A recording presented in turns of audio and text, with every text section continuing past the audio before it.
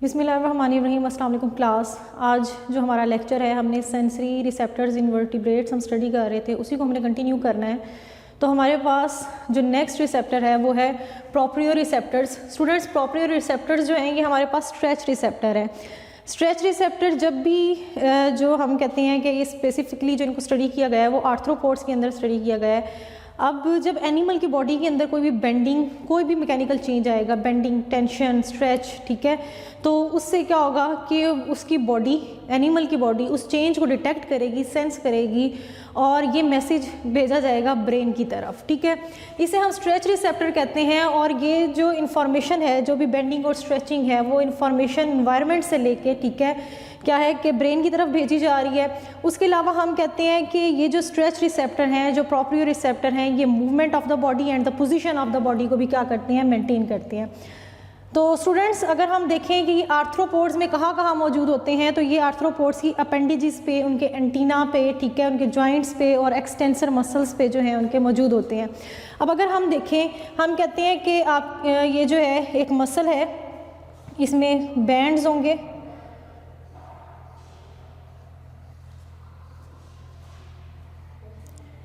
ये एक मसल है, इस मसल के अंदर क्या है, स्ट्रेच रिसेप्टर्स मौजूद हैं।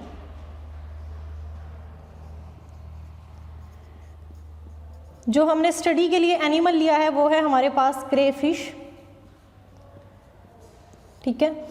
अब जब इस मसल में कोई भी स्ट्रेच आएगा, कोई भी स्ट्रेच प्रोड्यूस होगा, तो ये जो न्यूरॉन के, सेंसरी न्यूरॉन के डेंड्राइट्स हैं,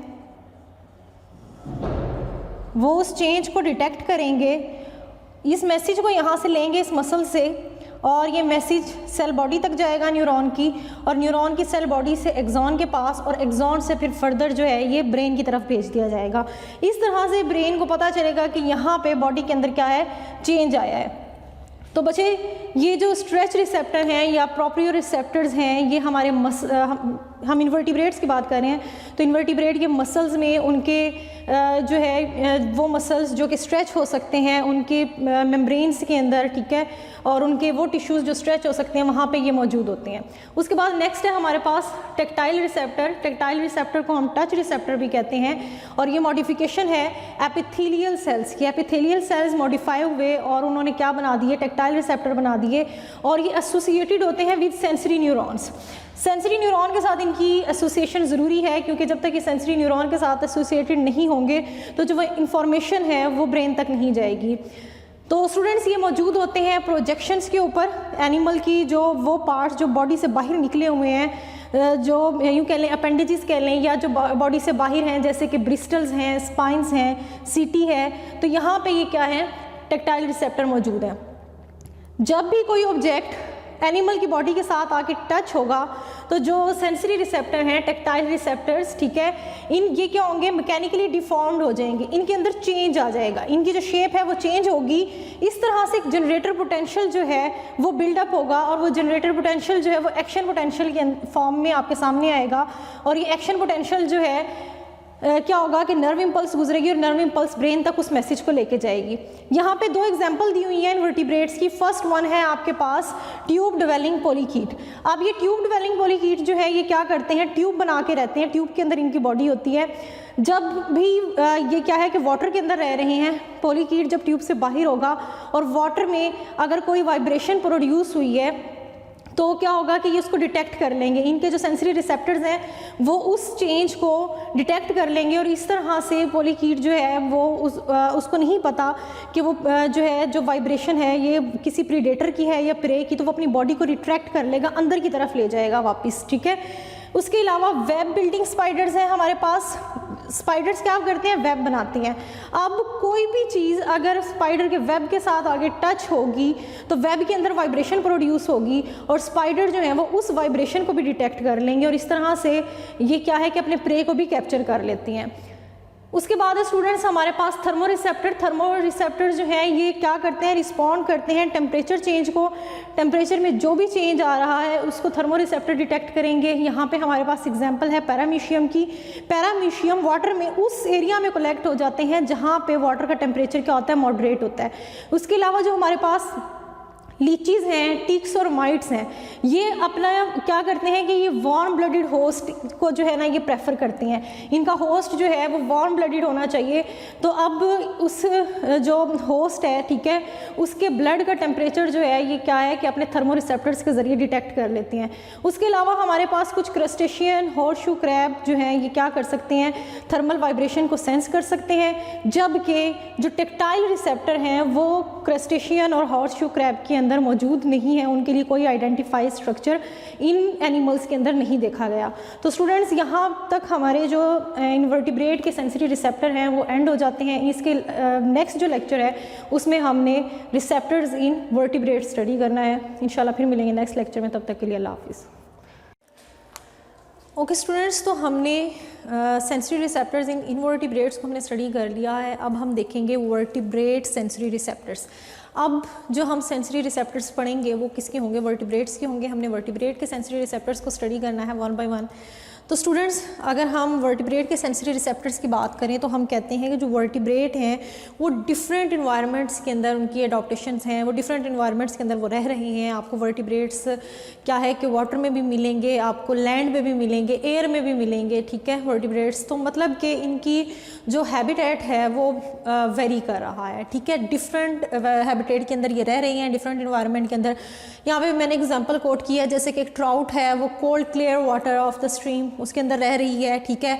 एक टर्टल जो है वो एक टर्बिड वाटर के अंदर रह रहा है। सालमन जो है वो मेरीन वाटर के अंदर रह रही है, ठीक है। बर्ड्स जो हैं वो एयर में रह रहे हैं। ह्यूमन हो गया, अदर टेरेस्ट्रियल एनिमल हो गए, वो लैंड पे रह रहे हैं। तो मतलब कि हैबिटेट के अकॉर्डिंग हमारे पास क्या है, एडॉप्टेशंस हैं वर्टिब्रेट्स के अंदर।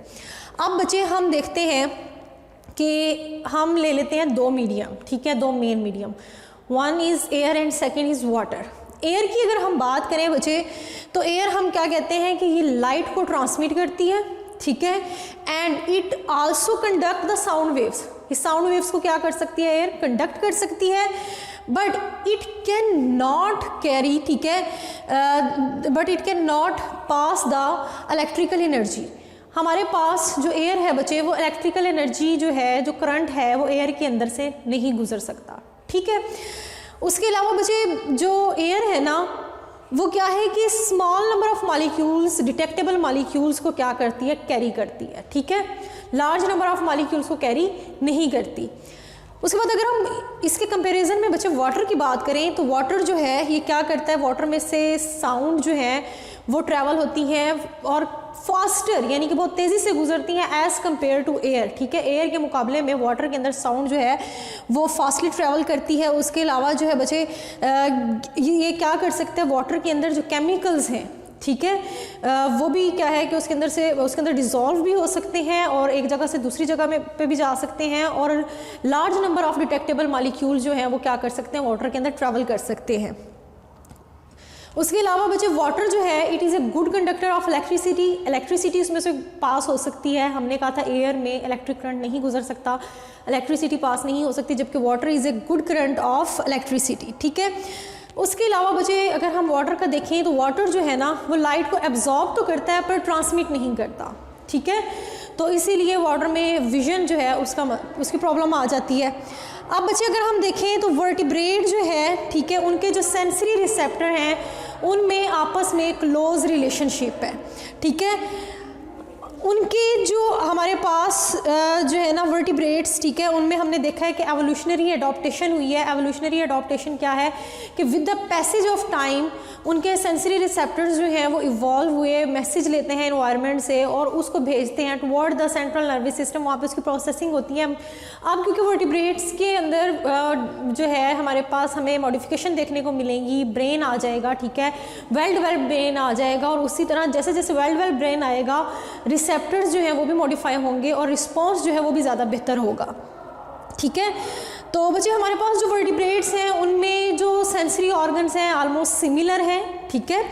और उसके अलावा बच्चे अगर हम देखें कि इसके अंदर कौन कौन से सेंसरी रिसेप्टर हैं तो हमारे पास लेटरल लाइन सिस्टम है, आइज़ हैं, ईयर है, स्किन है, ये क्या है, वर्टिब्रेट के सेंसरी रिसेप्टर्स हैं जिनको वन बाय वन हमने स्टडी करना है। आज का जो हमारा लेक्चर है उसमें हम स्टडी करेंगे लेटरल लाइन सिस्टम को। बच्चे लेटरल लाइन सिस्टम हमारे पास दो तरह का है, एक हमारे पास है इलेक्ट्रिकल सेंसिंग और दूसरा हमारे पास है मैकेनो रिसेप्शन। ठीक है, फर्स्ट वन है lateral line system and electrical sensing. जो बच्चे है ये आपको किस में देखने को मिलेगा, फिशिस के अंदर और सम एम्फीबियंस एंड प्लेटिपस के अंदर।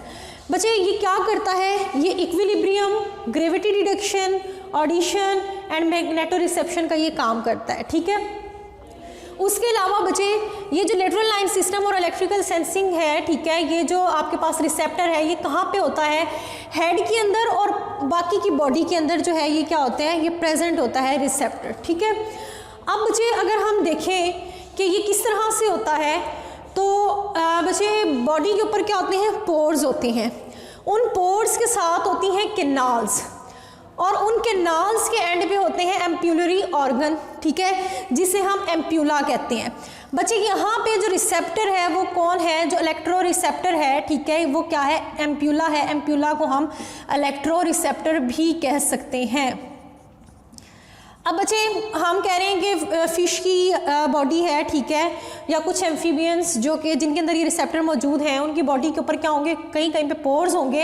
अब पोर्स के साथ कैनाल्स होंगी और उन कैनाल्स के एंड पे क्या होंगे, एम्प्यूला होंगे और एम्प्यूला के अंदर क्या होंगे, सेंसरी रिसेप्टर्स मौजूद होंगे बच्चे, और ये रिसेप्टर्स पीछे से अटैच होंगे एक सेंसरी न्यूरॉन के साथ। अब होगा क्या कि बच्चे जब भी कोई वाटर जो है इसके ऊपर से गुजरेगा, ठीक है, पानी इसके ऊपर से गुजरेगा तो क्या होगा, या इसकी सराउंडिंग के अंदर इलेक्ट्रिकल करंट प्रोड्यूस होगा और वो वाटर के अंदर वाटर के हम कह रहे हैं कि क्या करता है, इलेक्ट्रिसिटी को कंडक्ट करता है। इलेक्ट्रिक जो वो करंट प्रोड्यूस हुआ है उसको वाटर कैरी करेगा। वो वाटर जब यहाँ पे इसके पोर्स के ऊपर से गुजरेगा तो उसके एम्प्यूला, ये कैनाल से होता हुआ एम्प्यूला, और एम्प्यूला के अंदर जो बच्चे ये सेंसरी रिसेप्टर्स हैं वो उस मैसेज को, उस करंट को वो डिटेक्ट कर लेंगे, क्योंकि उसके एंड पे क्या लगी हुई है, सेंसरी न्यूरॉन लगी हुई है, और ये सेंसरी न्यूरॉन उस मैसेज को लेके जाएगी।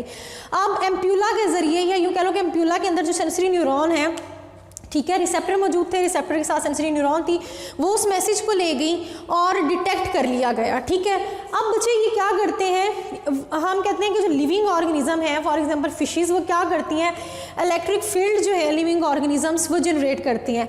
अच्छा, फिशेस खुद भी इलेक्ट्रिक फील्ड जनरेट करती हैं और जो दूसरे लिटिल स्मॉल ऑर्गेनिजम्स हैं, ठीक है, वो भी वाटर के अंदर क्या है कि फील्ड को जनरेट कर रहे हैं। अब इस इलेक्ट्रिक फील्ड को जो बच्चे फिशेस हैं वो किस पर्पज़ के लिए यूज़ करती हैं, for the recognition of mate, उन्होंने अपने मेट को रिकॉग्नाइज करना है, उसके लिए उन्होंने किसी प्रे को कैप्चर करना है उसके लिए, और अपने प्रीडेटर से अवॉइड करना है, तो उसके लिए भी क्या करते हैं, इलेक्ट्रिक फील्ड को वो यूटिलाइज करते हैं। बच्चे ये जो आपके पास एम्प्यूलरी ऑर्गन है फॉर द, जिसे हम कह रहे हैं कि इलेक्ट्रो रिसेप्टर, हम एम्प्यूलरी ऑर्गन जिसे हम कह रहे हैं, ये वेल डेवलप्ड है कि इसके अंदर वो फिशेस जो डीप, टर्बुलेंट और मर्की वाटर के अंदर रहती हैं। क्यों? क्योंकि वहाँ पे विजन जो है ना वो क्या हो जाता है, ब्लंट हो जाता है, वहाँ पे विजन कम हो जाता है, क्योंकि डीप वाटर है, लाइट नहीं जा रही, मर्की वाटर है, टर्बुलेंट है, गदला पानी है, तो वहाँ पे जो ये एम्प्यूलरी ऑर्गन है ये बहुत अच्छा फंक्शन परफॉर्म करता है। उसके अलावा बच्चे वाटर के अंदर ना अगर सराउंडिंग में किसी भी ऑब्जेक्ट की वजह से डिस्टॉर्शन हुई है तो उस डिस्टॉर्शन को भी ये एम्प्यूलरी ऑर्गन डिटेक्ट कर लेते हैं। नेक्स्ट हमारे पास है lateral line system and mechano reception. Lateral line system and mechano reception की अगर हम बात करें बच्चे, तो जो हमारे पास मैकेनो रिसेप्शन के जो रिसेप्टर्स हैं इनको एक्साइट किया जाता है बाय मैकेनिकल प्रेशर और डिस्टॉर्शन इन वाटर। अब मैकेनिकल प्रेशर बच्चे हमारे पास क्या है, साउंड, टच, मस्कुलर कॉन्ट्रैक्शन, मतलब कि जो हमारे पास फिशेस हैं, ठीक है, या एक्वेटिक एम्फीबियन है, उनकी सराउंडिंग में कोई भी साउंड प्रोड्यूस हो रहा है, कोई ऑब्जेक्ट के साथ या किसी अदर एनिमल के साथ वो टच कर रही हैं, या उनका उनके अंदर मस्कुलर कॉन्ट्रैक्शन हो रही है, तो कौन से रिसेप्टर अपना काम करेंगे, मैकेनो रिसेप्शन।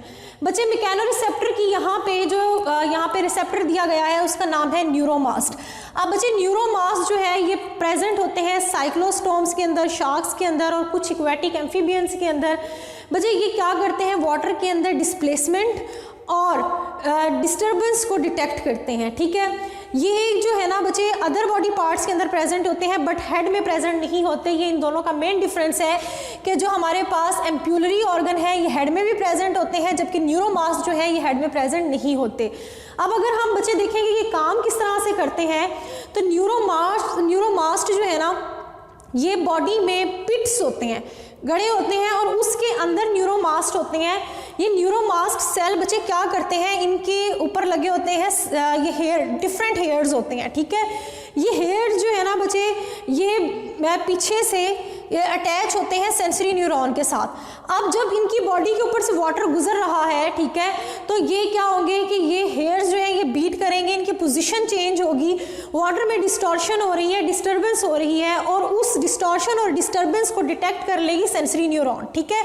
सेंसरी न्यूरॉन में जनरेटर पोटेंशियल इंड्यूस होगा और ये मैसेज जाएगा ब्रेन के पास, और उस मैसेज को क्या है कि प्रोसेस कर लिया जाएगा।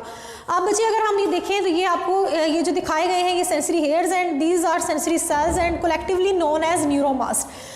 बच्चे ये काम क्या करते हैं न्यूरोमास्ट, मतलब अगर हम इनके फंक्शन देखें तो ये क्या है कि direction and force of water current को ये क्या करते हैं, डिटेक्ट करते हैं। उसके अलावा मूवमेंट ऑफ अदर एनिमल्स, ठीक है, या फिर प्रे। अब वाटर के अंदर जब मूवमेंट होगी अदर एनिमल्स की, उनको भी ये डिटेक्ट कर लेंगे, उनका जो प्रे है अगर वो उनके पास आ रहा है, वाटर में डिस्टर्बेंस होगी उसको भी डिटेक्ट कर लेंगे। उसके अलावा फॉर एग्जाम्पल बच्चे वो फिशेज़ जो हेड अपवर्ड रखती हैं अपना, ठीक है, ऐसे मूवमेंट करती हैं कि वाटर में अपस्ट्रीम अगर उन्होंने मूव करना है, ऊपर की तरफ रखना है, तो इस चीज़ में भी ये उनको हेल्प आउट करते हैं कि वो अपने उन्हें ये पता चल सके उनकी ओरिएंटेशन कि वो ऊपर की तरफ जा रही हैं या नीचे की तरफ जा रही हैं। तो इस तरह से क्या है कि हेड को ओरिएंट करने में, उनकी पोजीशन की ओरिएंटेशन में भी उनको हेल्प आउट करते हैं। तो स्टूडेंट्स ये था हमारा आज का लेक्चर। इंशाल्लाह फिर मिलेंगे नेक्स्ट लेक्चर में, तब तक के लिए अल्लाह हाफिज़।